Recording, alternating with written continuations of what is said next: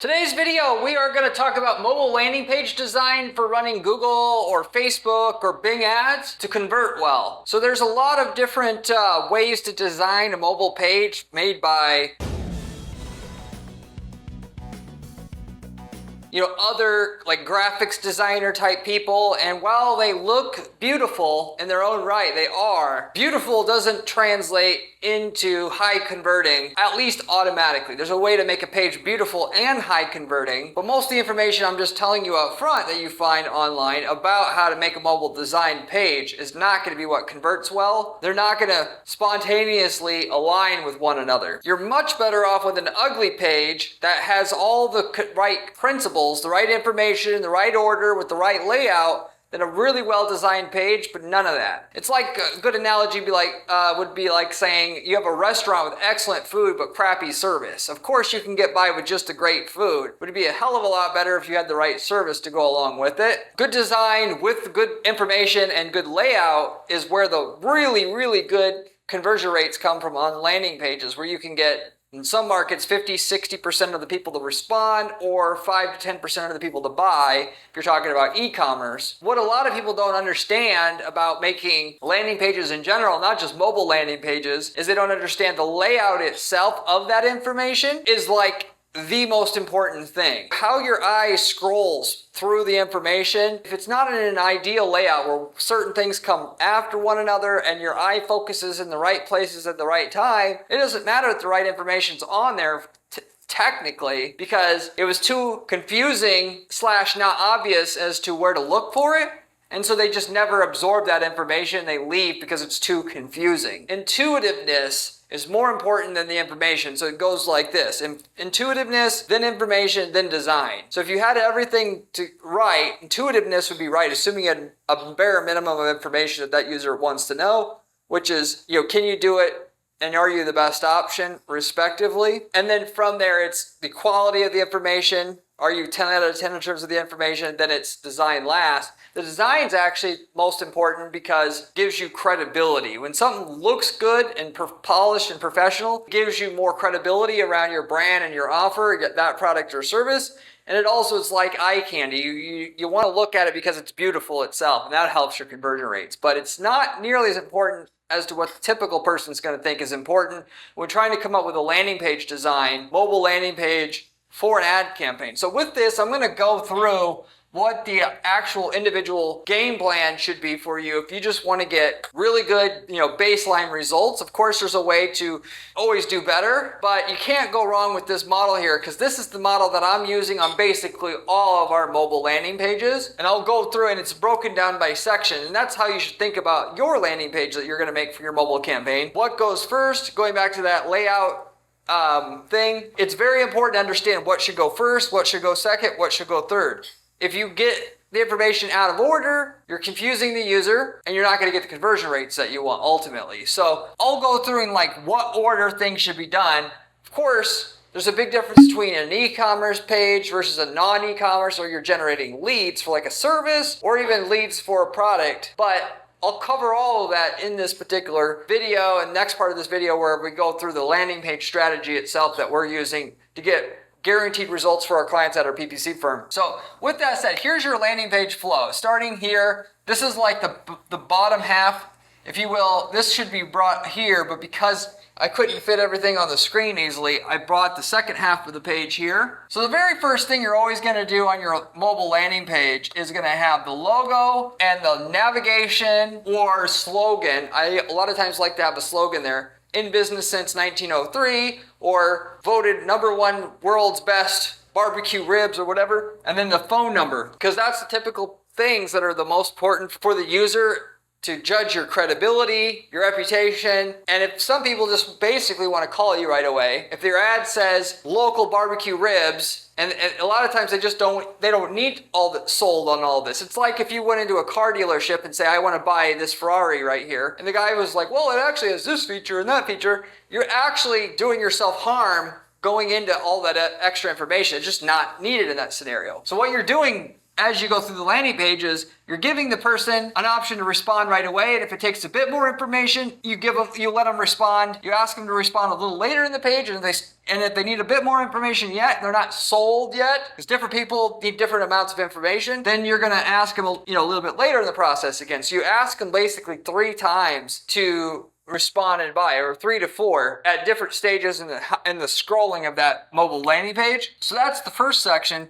The second section here is going to be your headline. If you want the highest conversion rate, it's just simply going to be what was said on the headline of your ad. Fundamentally rings true for almost universally. What rings true, what works mostly, it's just regurgitating the headline of the ad on that landing page so they know they're at the right place. If we're selling a water filter, there's just one instance where this wasn't true, saying, if they were looking for a 2-stage water filter, get to the landing page, we say #1's best water filter, voted by XYZ magazine, that converted better than 2-stage water filter, because it actually added some depth to the information to get them to stick on the page right away. For your typical local plumbing service and all that, you don't get cute. You just, it's going to be whatever they typed in is going to be what converts better in that headline.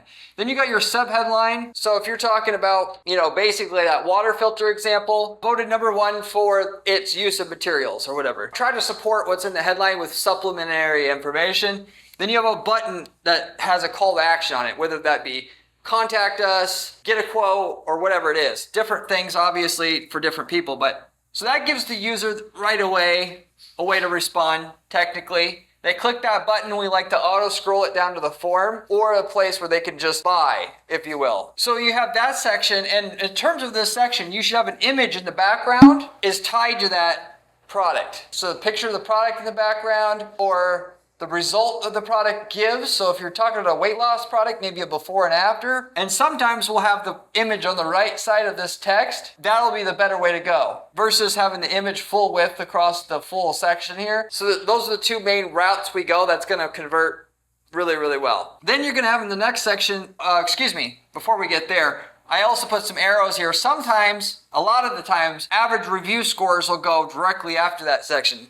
What is your average rating on Google out of 5? What's your average rating on Yelp? What's your average rating on Facebook or other industry review sites? And you put that directly as the next section, because once they see what you have and what its main claim to fame is, they want to know, can they trust what you just said? And is it worth investing more time into researching that product or service? And that's the best, easiest way to communicate that you can be trusted, because you're not saying it yourself, other people are saying it, and an average review score makes it the most clear, can you be trusted, for the average user. And then along with that, sometimes directly after that section, we'll also have a coupon or offer. Like for a plumbing company, what works in that space would be to say like, this much off, water heaters for Christmas season. And there'll be like a little, what they call a Johnson box with a dotted line around it, which looks like a traditional coupon that you used to see in direct mailers. And you'd have that section next. And so that might apply to you and get you the best conversion rates. It maybe not. But after that section, then we're going to get into the product or list of sub-services itself. If you're selling a product, I would have a picture of the product there so they can see what it is. And then if you're talking about a service, going back to that plumbing, like hot water heater service, then like installation services, I'm going to have listed there the types of hot water installation service we offer. Tankless, non-tankless, line repair. Because the main thing with that is different people have different individual needs. And a lot of times they're not going to type in exactly what they need. They're not going to type in hot water heater line repair, because they're going to know, typically when you go to Google, you're not going to find something that specific. They're just going to type in hot water heater repair. And that helps them obviously know that you do the thing that they actually specifically need. And if they're scrolling, that's going to be one of the top things that they're going to try to confirm they need. Features and benefits or pricing. So if it's a product, you're going to list the features of that product, a bullet point list, maybe even have an infographic there where you have the product and then points that come off certain parts of the product that says what it is, or a chart that shows how powerful it is or whatever. For a service, since people don't necessarily care about the service features itself, and sometimes they will. For hot water installation service, we would have 24-hour response time, 30-year warranty on all hot water heater purchases, and on and on and on. But in a lot of other markets, like with catering services, listing the pricing, you have this package, this is what this costs, this is the type of thing you get, grilled cheeses, whatever. Second catering option, this is like the mid-range, costs this. With this, you actually can get into actual meat products as the main course, and then the option three. So that could be a way to go to get the best conversion rate in some markets based upon the features and benefits and focusing on that. Next, you can get into options. So if a product has options, you can get this add-on, you can get this upgrade. You talk about it there in that general vicinity. If you're talking about a service, you can actually talk about how, if they were initially talking about hot water heater installation or replacement, you could get here and talk about the new tankless versions that are new and that we have also as well to kind of entice them. Wow, they have the latest and greatest. Then you're going to get into why we're better than the competition specifically. We have 30-year warranty. Most other local competition has three-year warranty. Or our product has 15% more horsepower per dollar or other leading competition. So that's what you're going to kind of do in that section. Distill it down. Why does that matter so much? Because if they leave your page, many times if they're still going to buy, they're going to go check out other options. You want to drill that in ahead of time so that it makes it most likely they're going to come back. Then you're going to have the call to action section. After all that really great supplemental information you just gave them, if you just ask them, they're going to be ready to buy. So you ask them to buy, have a form there, and ask them to buy. If they fill out the form, tell them exactly what you're going to get, a free quote. They're going to contact you within 2 hours. That's going to get you the highest response rate there. Then you're going to have, if they still don't buy at that point, that means they want even more information yet. They're not quite sold, or they're that type of person that's just highly analytical. So you're going to get into the gallery of installs, or like if you're selling an auto sound system for car, show 20 different installs that you did so you can see the type of work, so that you can show the type of work that you do. Or if you're talking about the hot water heater installs, show 15 different installations that you've done. The best, by the way, is before and afters. People love that. A lot of times you can't get it though, which is what makes before and after so good, because very few people are going to spend the time to tell their techs, salespeople, whatever, installers, whatever, to get it before and after. But if you want to make the most, before and after is 90% of the time going to get you the best results. Then you're going to get into a section with testimonials on it. Testimonial with the headshot and the quote and the person's first and last name and a link to their Facebook is going to work the best. A lot of times you can't get that, or a phone number you could even contact them would be the best of the best. And the less of it you offer, the less conversion rate you're going to get. If you don't have the headshot, you'll take a ding on your conversion rate a little bit, maybe 1%. And then if you don't have the full name, but you have the first name and then last initial, you'll take a small hit on your conversion rate again. Why? Because people don't believe testimonials. And if you want the best results, do video testimonials. Why? Because they're the most believable. People know testimonials are fake many times. So if you had a video testimonial and then a link to then verify that video testimonial on top of it, link to the Facebook, that's just the best of the best of the best. And if you want the highest conversion rate possible, that's what you do. Video testimonials, a lot of people don't think they can do it easily, but iPhones and stuff, smartphones anymore, you can literally call somebody up and say, hey, how's your purchase? Would you be willing to give us a quick testimonial? Yes? Oh, okay. Just take your iPhone out, and all you got to do is answer these 3 questions on camera, shoot it over. You could take that testimonial, and you got to, what's the questions are just like, why did you buy? Did the product deliver on your expectations? What type of results did you get? And that'll tell the customer tons more about like what you offer than almost anything else on your page at that point. So you got the next section then after that is the coupon or offer. So if you did a coupon up here, you were in a type of market where that actually worked better. Plumbing, something that is more like transactional, it's not like such a big decision, if you will. Then you're going to say the coupon again because they probably forgot about it. And then you're going to have your call to action asking them to buy again. The contact form, so basically what you did up here, you'll do it again down here. Because after all that great information, now they're probably ready to buy. After that though, if they still aren't ready to buy, really what it comes down to is if they know everything about why you're different, why they should buy from you, they don't trust you as a company. And that's why the next section you should get into your contact information, your phone number, your email, a map showing physically where you're located geographically, and then a section after that goes is your footer, which I usually use a slim footer. All it says is your name of your company, your legal name, like the current year. That'll give you a lot more credibility around your name than not having it, which is why you add that. And then that's what you have. So during these different sections here, you can link to other resources that go more in depth on that. So on the Why We're Better section, if you sell a highly technical product, I highly recommend you have a button that says Learn More. If they click that, it takes them to another page on your website, hopefully mobile optimized again, that goes into like maybe if you talked about how you're 15% more power than the competition per dollar spent, you can have a link that says see full scientific review that we did on this. So you show an excerpt of that information. Most people will be satisfied by that. 80% will be satisfied by that. The people that are the most skeptical, they can go and read as long as they want. You can give them 15 pages to read. The name of the game is the longer they spend and stay on your page, the more likely they are going to be to buy.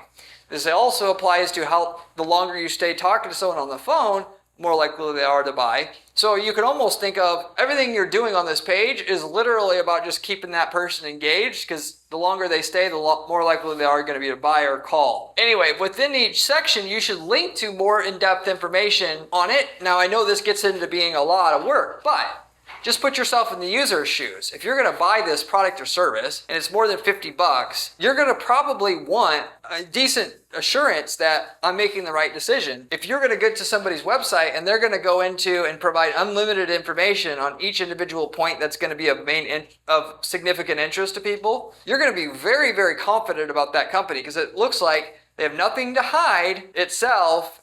And they're proud of what they have. Somebody that's proud of having the best product is going to want to talk about that product in detail. Somebody who's hiding something, they'll try to have a nice polished website, but very lack of detail on what it is that makes them different. People know this inherently.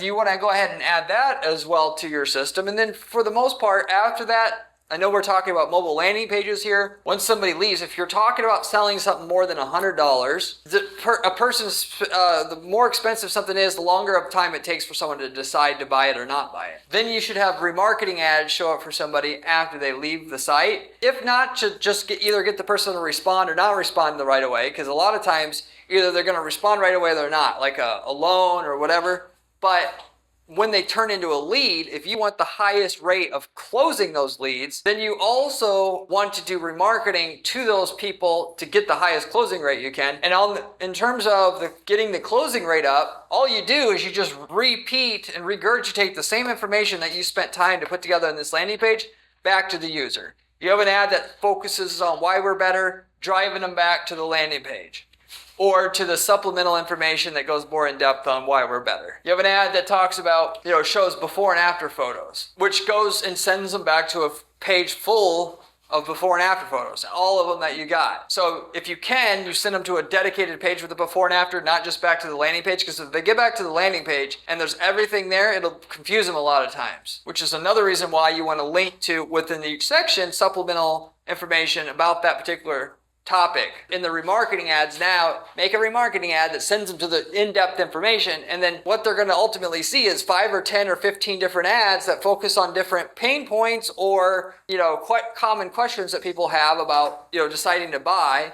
And the ones that people are still interested in or skeptical about, they'll click and they'll get whatever information they need about that particular thing. So what happens is if somebody's going to buy a new hot water heater and they get 3 quotes, they're going to spend 2 or 3 weeks thinking about who they're going to buy from. Oh, we got our 5 quotes here. Some are cheaper, some are more expensive. We cannot delay anymore. Our hot water heater is leaking all over the floor. We got to pick somebody today. The person who's followed up in the manner that I talked about, giving that user relevant, helpful information for that whole 3-week period, you're going to end up with that sale almost every single time, because the first person they're going to think of when that date and time hits, where they say, I got to pick someone now, I cannot delay any longer.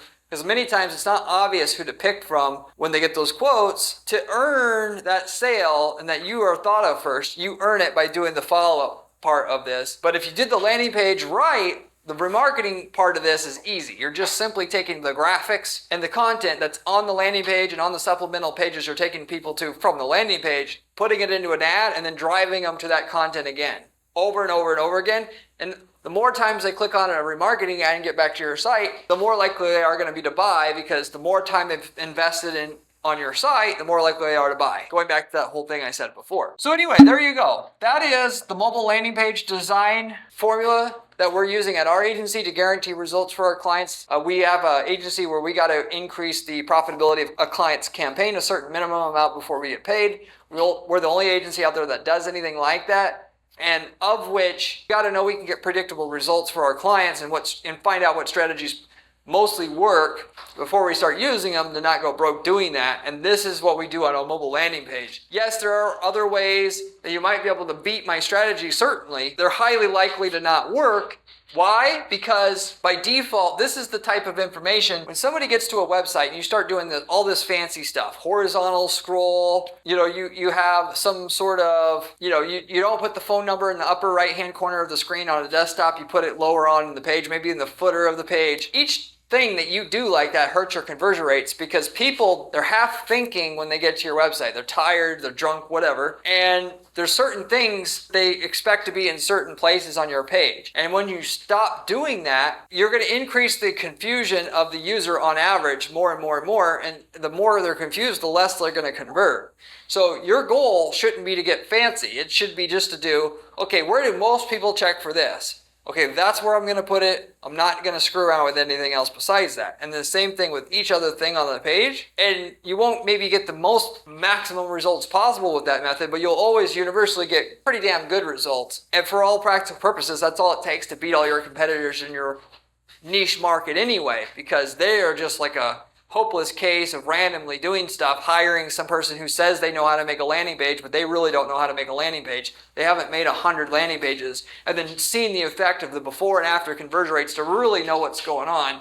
So you're one that's actually going to take the approach that I'm not going to just randomly put this page together saying any landing page, as long as the information's on there somewhere, it's good enough, and you'll win as a result of this. So anyway, as it pertains to what I just said, these are all, we're putting information in the most likely default place that people are looking for it. We're also putting information on the page that the average default person wants to see and hear about. We're not clogging up the page with all this information that, let's say, 10% of people care about. We're giving information that most people care about and sticking to just that, because you can get too much information on a page that's irrelevant to most people, and that increases confusion and therefore decreases conversion. This is the main information that we found that people are looking for, and in the ways, in the order that they normally would want it and would search for it, and is logical to them as they review it, and therefore is going to get the highest conversion rate that you can rely on a high conversion rate from it every time, we'll just say. Anyway, it's just some basic other principles to know about mobile landing pages and how to do them well to get a consistently high conversion rate from your mobile landing page traffic, or traffic that you're driving to your mobile landing pages from Google, from Facebook, from Bing, or for that matter, any other place that you're driving traffic to your page. Your Google page, obviously your landing page for that can certainly be different than a Facebook page, but even if you were to send Facebook traffic to a page that you use for Google and you use this formula, for a product, it'll probably work really well. For a service, certainly you may not automatically do better than you're doing, because with Facebook traffic, you usually have to distill things down so it's super simple for the user, because they have the attention span of a fly, versus somebody on Google who wants to read and get educated on, because they're actively searching for that information. So in that situation, you may have to do a separate page that's even more simplistic than I have here. But for the most part, this formula, you can't go wrong at the very least on Google and Bing. And then Facebook, you may have to do something a little bit different. On Facebook, you usually go with a specific offer for a very specific thing, and you drive them to a page that has that exact thing on there. When I say exact thing, I mean not an exact product or service, but an offer for a product or service, like a discount. Enter your email here to get a 30% discount on, designer shirts for this weekend, and then they get the, email with the discount code, and then they use that discount code to then go to the main website and start shopping. That's by the way, a funnel that we use that works. But on Facebook, you're trying to make things more simple for the user, because their attention spans are not high. Whereas on Google, they want to know who's the best person to buy from, because I know I'm buying from somebody, and this is the best way to go. So anyway, with that said, I'll wrap it up with that. If you have any questions, leave me a comment below. I get back to every single person who leaves me a question or comment on this channel, usually within 24 hours time. If you are going to pay attention to any channel or source of information about how to run ads for your business online, this is the channel you want to subscribe to already, as this information is coming to you from somebody who does the strategy on several dozen ad accounts at any given time. I've been doing it for 10 years now, and 40 hours a week, all I do is ad testing, figure out the strategies that work and doesn't work, and give it to you on my channel that I on the side on the weekends, basically, where I'm giving this information to you for free.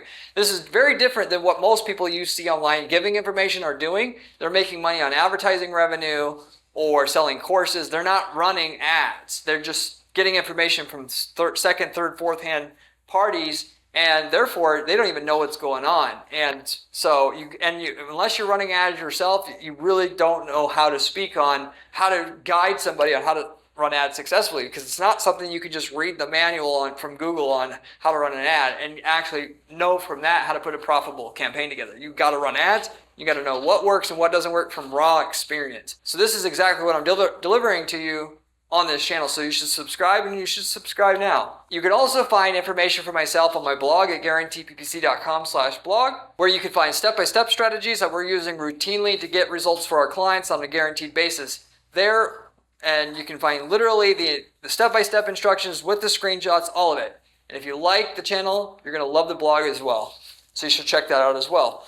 As a side, if you're looking for somebody to hire that can just get you the results, that is, the strategies you hear about on this channel, we execute them for our clients for a fee. And, of course, with that, we do not charge our clients a fee unless we can get them increased profitability from their ads up front, in excess of what our fee is. So we actually get paid out of the fee, the increase in profit you're actually making from our efforts, if you will. And then you don't have to do any of this work for yourself. The only catch is we got to know we can get great results with your stuff up front. But if you want to see if we can work together, reach out to me at my firm, and I'll give you a free analysis to look at what the potential might be with running ads for your brand. And as a side, if you're not looking to work with an ad agency to get this kind of work done, but you still want to shortcut your way to success, if we worked in your niche market before, you can take the winning ads, landing pages, campaign templates, everything that we've developed for your niche market in a different geographic area that you're in, and copy and paste all of it into your account and get the same results we're getting with none of the work, none of the money it took to figure out what works in your market. We've worked in over 100 niche markets, so the chances are high we've already got these templates for your niche market. And if so, you'd be doing yourself a big favor just buying those templates from us, of which we can tell you the results we're getting before you ever bought those templates. So you should reach out to us and see if we've worked in your market and have those templates. You can even use these templates to start other businesses. If you're trying to start an e-commerce business, basically screw trying to come up with an idea that might work on your own.